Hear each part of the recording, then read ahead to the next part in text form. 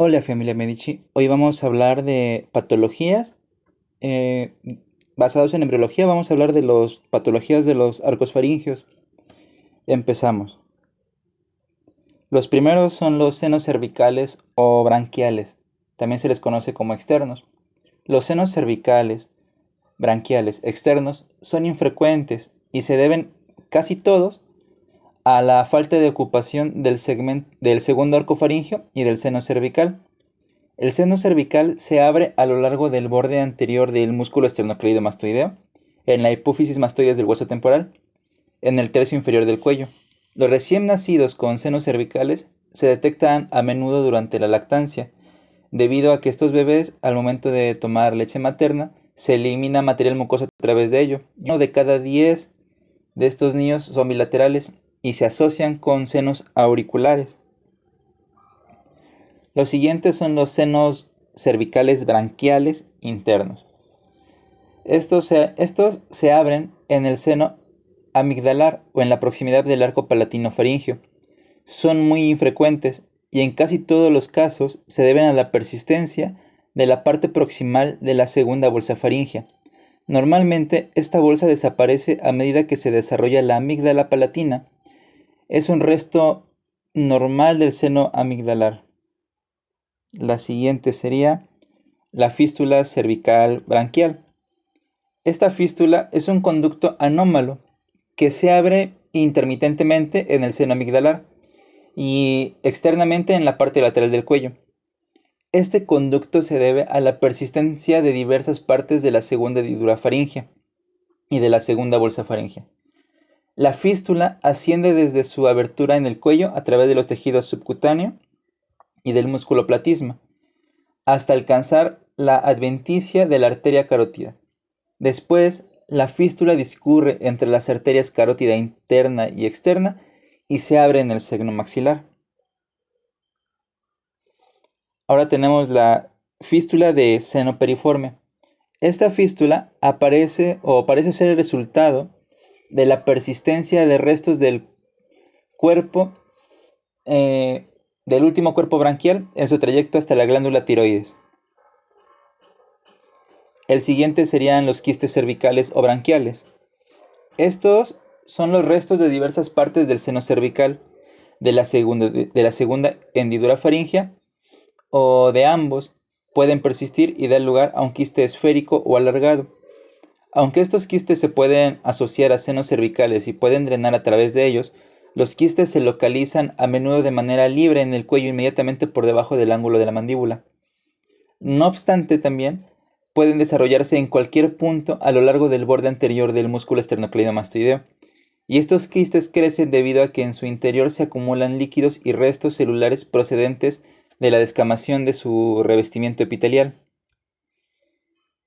Los siguientes serían los vestigios branquiales. En estos los cartílagos faringios desaparecen, excepto en las partes que forman los ligamentos o huesos. No obstante, en casos muy poco habituales aparecen bajo la piel restos cartilaginosos u óseos de los cartílagos de los arcos faringios, en la parte lateral del cuello.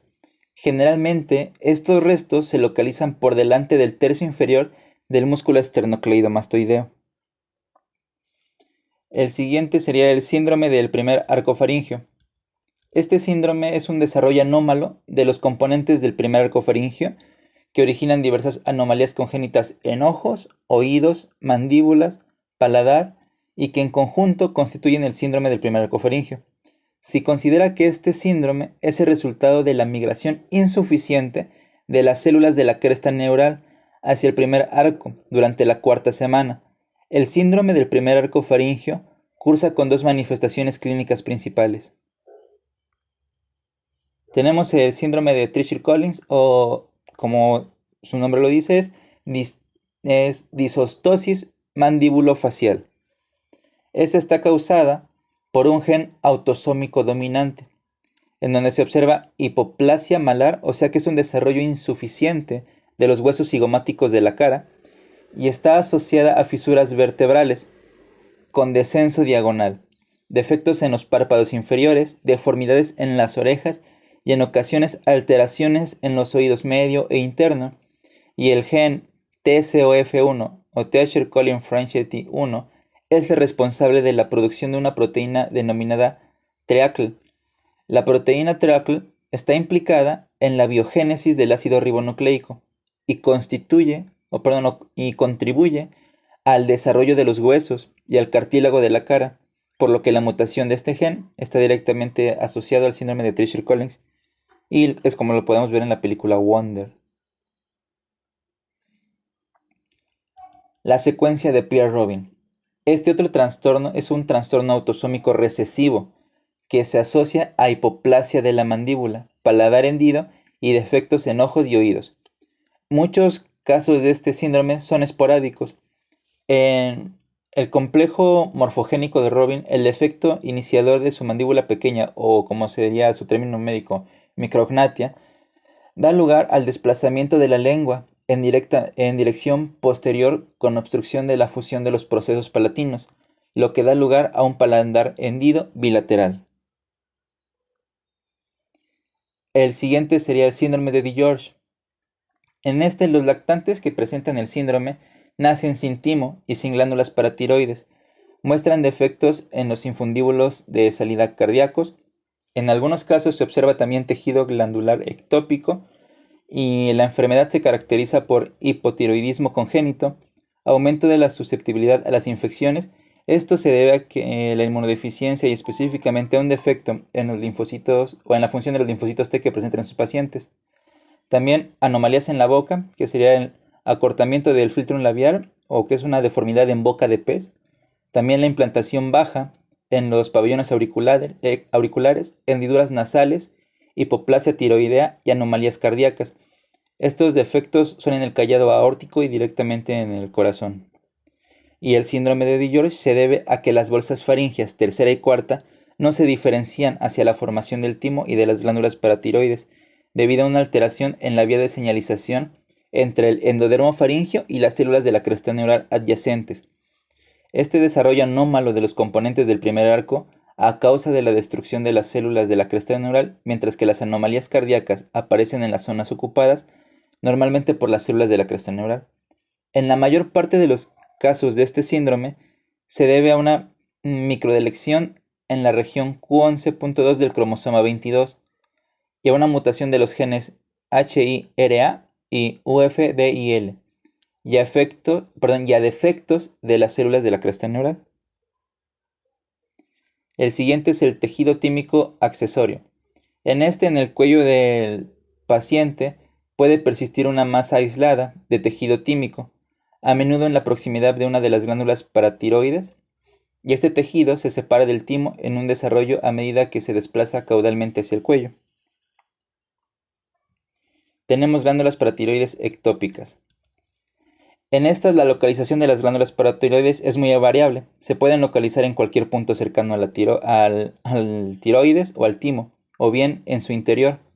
Las glándulas paratiroides inferiores tienen una posición más constante que las inferiores. En ocasiones, una glándula paratiroides inferior permanece en la proximidad de la bifurcación de la arteria carótida común, y en otros casos se puede localizar en el tórax. También hay número anómalo de glándulas paratiroides.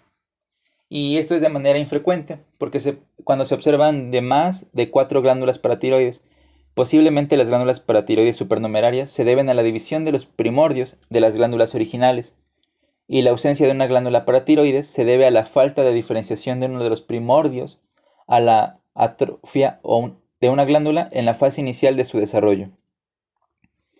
Ahora tenemos el hipotiroidismo congénito. El hipotiroidismo congénito es el trastorno metabólico más frecuente de los recién nacidos.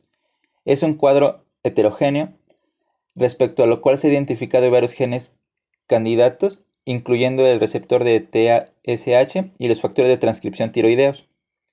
El hipotiroidismo congénito puede dar lugar a trastornos del desarrollo nervioso y a infertilidad. En los casos en los que no es tratado, se ha observado un aumento en la incidencia de anomalías renales y del tracto urinario en los lactantes con hipotiroidismo congénito. Ahora tenemos los quistes y senos del conducto tirogloso.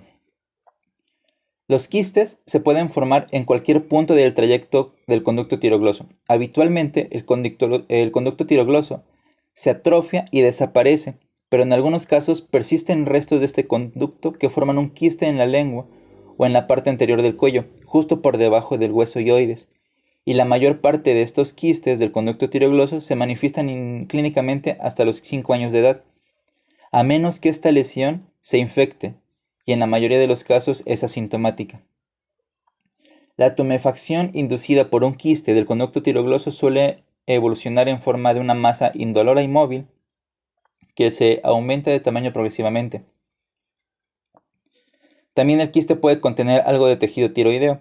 Cuando se produce una infección del quiste, se puede abrir a través de la piel, dando lugar a una fístula del conducto tiroglosio que generalmente aflora en el plano medial del cuello por delante de los cartílagos laringeos. Ahora vamos a hablar de una glándula tiroides ectópica. Las glándulas tiroides ectópicas es una anomalía congénita infrecuente que se suele localizar en el trayecto del conducto tiroglosio. El tejido tiroideo lingual es el tejido tiroideo ectópico más frecuente. Se observan masas intralinguales en el tejido tiroideo y se manifiesta en 1 de 4.000 personas con una enfermedad tiroidea. Y el desplazamiento completo de la glándula tiroides hace que se localice de manera ectópica en una zona alta del cuello, lo que sería sublingual, en el hueso hyoides o inmediatamente por debajo del hueso hyoides. La glándula tiroides sublingual ectópica es el único tejido tiroideo existente. Es importante diferenciar desde el punto de vista clínico la glándula tiroides ectópica del quisto de conducto tiroglosio y del tejido tiroideo accesorio, con objeto de evitar la extirpación quirúrgica inadvertida de la glándula tiroides. En los casos que no se tiene en cuenta esta posibilidad, la extirpación de todo el tejido tiroideo existente en el paciente le obligará a depender permanente del tratamiento de hormonas tiroidea exógena. Ahora vamos a hablar de la agenesia de la glándula tiroides. La ausencia de la glándula tiroides o de cualquiera de sus lóbulos es una anomalía infrecuente. En las situaciones de hemiagenesia tiroidea o agenesia unilateral, el lóbulo afectado con mayor frecuencia es el izquierdo, y las mutaciones con el receptor de la hormona tiroestimulante posiblemente están implicadas en algunos de estos casos. Ahora tenemos anomalías congénitas de la lengua. Las anomalías congénitas de la lengua son infrecuentes, excepto en los que se refiere a las fisuras linguales y a la hipertrofia de las papilas linguales, que son típicas de los lactantes con síndrome de Down. Ahora vamos a hablar de los quistes y de las fístulas linguales congénitas. Los quistes de la lengua pueden deberse a restos del conducto tirogloso, pueden aumentar de tamaño y dar lugar a molestias faringias, disfagia, que sería dificultad para deglutir o para pasar el alimento, y también las fístulas también pueden deberse a la persistencia de restos linguales del conducto tirogloso, que se abren a la cavidad oral a través del agujero ciego. Vamos a hablar de la anquiloglosia. La anquiloglosia es cuando el frenillo lingual normalmente hace que la superficie inferior de la lengua contacte con el suelo de la boca. El frenillo lingual es corto y se extiende hasta la punta de la lengua. Esta situación impide la protusión libre de la lengua y puede dificultar el amamantamiento de recién nacido. La anquiloglosia o el frenillo corto se suele distender con el paso del tiempo, lo que hace innecesaria la corrección quirúrgica de esta anomalía. Ahora tenemos la macroglosia.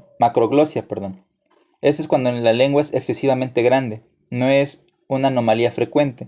Se debe a la hipertrofia generalizada de la lengua en desarrollo, habitualmente a consecuencia de un linfangioma, que es un tumor de los vasos linfáticos, o a hipertrofia muscular. La macroglosia se observa a menudo en pacientes con síndrome de Down.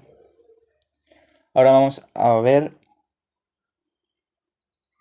la lengua bífida o hendida, o glososquisis, que es la fusión incompleta de las protusiones linguales laterales que da lugar a la aparición de un surco profundo en la línea media de la lengua. Habitualmente esta hendidura no alcanza la punta de la lengua. Vamos a ver la atresia del conducto nasolagrimal. Vamos a ver que parte del conducto nasolagrimal no muestra canalización y esto da lugar a una atresia congénita de dicho conducto. Se observa sintomatología clínica asociada a la obstrucción de este conducto en aproximadamente el 6% de los bebés recién nacidos. Ahora tenemos senos y quistes auriculares congénitos. Los senos y los quistes auriculares de tamaño pequeño se suelen localizar en una zona triangular de la piel anterior al pabellón auricular, en el oído externo. Sin embargo, también pueden aparecer entre las localizaciones alrededor de la oreja o en un lóbulo de esta. A pesar de que algunos senos y quistes corresponden al resto del primer arco faríngeo, otros representan pliegues endodérmicos que aparecen en forma de secuestros durante el proceso de formación de la oreja a partir de las 6 montículos auriculares. Se considera que estos senos y quistes son anomalías de carácter menor que no generan problemas clínicos graves. Ahora vamos a hablar del labio y paladar hendidos, que son los más comunes, por así decirlo. Son anomalías o son malformaciones craniofaciales. Estos defectos suelen clasificarse en función de criterios evolutivos, tomando como referencia la anatomía del agujero incisivo. Vamos a ver anomalías con hendidura anterior.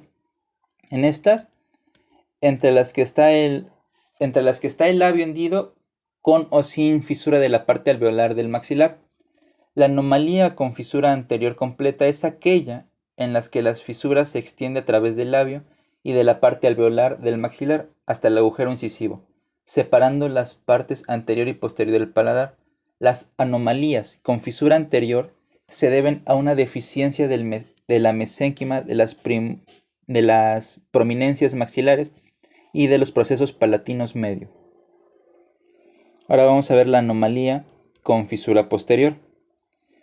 Estas son entre las que están las fisuras del paladar secundario, que se extienden a través de las regiones blanda y dura del paladar hasta alcanzar el agujero incisivo, separando las partes anterior y posterior del paladar. Las anomalías con fisura posterior se deben al desarrollo defectuoso del paladar secundario y a distorsiones en el crecimiento de los procesos palatinos laterales. Esto les impide su función.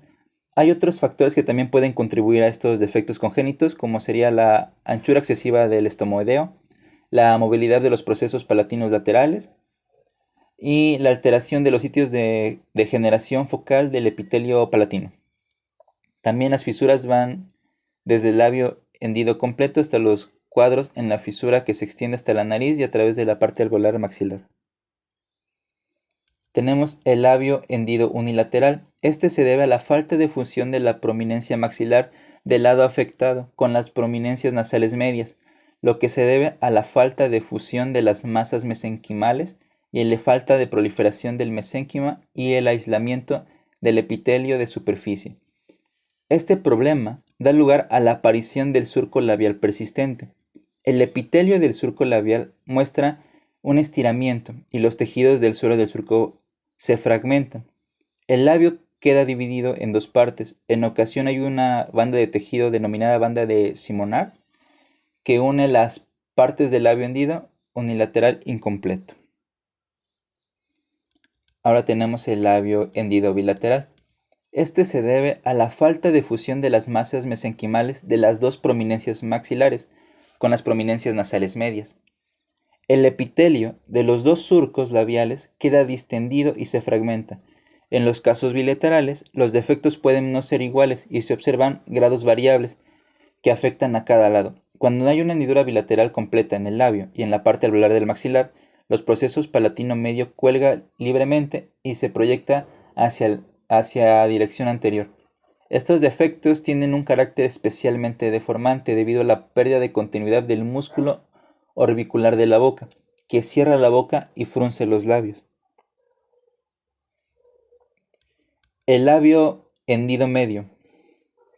Este es una anomalía infrecuente que se debe a una deficiencia del mesénquima. Este defecto da lugar a un fallo parcial o completo de la fusión de las prominencias nasales medias con el proceso palatino medio. El labio hendido medio es una característica cable del síndrome de Moore, que se transmite de manera autosómica recesiva. La hendidura media del labio inferior también es muy infrecuente y se debe a la falta de fusión completa de las masas del mesénquima de las prominencias mandibulares, con mantenimiento de la hendidura embrionaria de que entra en ellas. Ahora vamos a ver el paladar hendido. El paladar hendido completo, perdón, vamos a ver primero paladar hendido normal. ¿Qué es esto? La fisura puede afectar únicamente a la úvula, o la úvula hendida tiene aspecto de en cola de pez, y en algunos casos esta fisura se puede extender a través de las regiones blandas y duras del paladar. En los casos graves asociados al labio hendido, la fisura del paladar se extiende en ambos lados a través del paladar alveolar, del maxilar y de los labios. Vamos a ver ahora el paladar hendido completo. En este, la fisura completa del paladar posterior es un defecto en el que la fisura se extiende a través del paladar blando y llega en dirección anterior hasta el agujero incisivo, para diferenciar las anomalías con fisura anterior y posterior del agujero, que es el agujero incisivo, perdón. Ahora vamos a ver las fisuras unilaterales y bilaterales. Las del paladar se clasifican en dos grupos, que serían, perdón, las fisuras del paladar primario o anterior. Estas son las fisuras anteriores del agujero incisivo, que se deben a la falta de fusión de las masas mesenquimales de los procesos palatinos laterales con el mesénquila del paladar primario. Las fisuras del paladar secundario o posterior, es decir, las fisuras posteriores al agujero incisivo, se deben a la falta de fusión de las masas mesenquimales de los procesos palatinos laterales entre sí con el tabique nasal. Las fisuras de las partes primaria y secundaria del paladar se traducen que son las fisuras en los paladares anteriores y posteriores, que se deben a la falta de fusión de las masas mesenquimales de los procesos palatinos laterales con el mesénquila del paladar primario entre sí y con el tabique nasal. También vamos a ver que hay una malformación que se llama microstomía congénita o boca pequeña. Esto se debe a la fusión excesiva de las masas mesenquimales de las prominencias maxilares y mandibular correspondientes al primer arco faríngeo. En los casos graves, el defecto se puede asociar a un desarrollo insuficiente de la mandíbula, que sería la hipoplasia. El orificio nasal único, como su nombre lo dice, solamente se presenta cuando se forma una placoda nasal. La nariz bífida se debe a la falta de fusión completa de las prominencias nasales mediales. Los orificios nasales externos están muy separados y el puente nasal es bífido. En formas leves de la nariz bífida se observa un surco en la punta de la nariz. Y tenemos las fisuras faciales. Son a menudo bilaterales y se extienden desde el labio superior hasta el borde medial de la órbita. En estos casos, los conductos nasolagrimales son surcos abiertos, persistencia de los surcos nasolagrimales, asociados al labio hendido, que se deben a la falta de fusión de las masas mesenquimales de las prominencias maxilares con las prominencias nasales laterales y mediales. Las fisuras faciales laterales o transversales van de la boca hasta el pabellón auricular. Las fisuras bilaterales dan lugar a una boca de tamaño muy grande, un trastorno denominado macrostomía. En los casos graves, las fisuras cruzan las mejillas y se extienden hasta la proximidad de los pabellones auriculares. Y esto sería todo por hoy. Espero que les sean de utilidad y tengan en cuenta todas estas malformaciones. Espero que les sirva para sus exámenes o para aumentar su conocimiento de las ciencias de la salud y de la embriología principalmente. Y de incrementar sus cuidados durante el embarazo para no tener riesgo aumentado de alguna malformación, como beber alcohol, fumar o alguna otra sustancia que no deban introducir en su organismo. Por el momento nos vemos, hasta luego.